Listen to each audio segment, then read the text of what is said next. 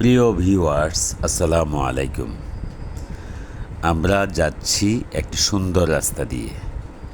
রাস্তাটির লোকেশন হলো কুমিল্লার চৌদ্দগ্রাম উপজেলার কাশীনগর থেকে কুমিল্লা সদর দক্ষিণ উপজেলার সুয়াগঞ্জ বাজার পর্যন্ত।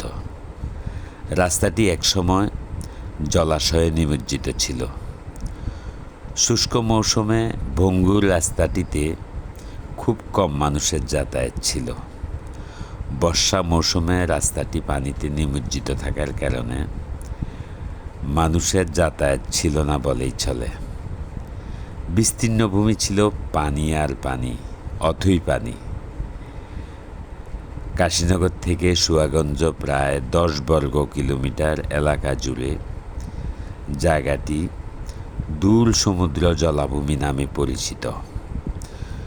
জলাভূমির মাঝখান দিয়ে পাকা রাস্তাটির সৌন্দর্য সকল পথিকের মন জুড়ায়।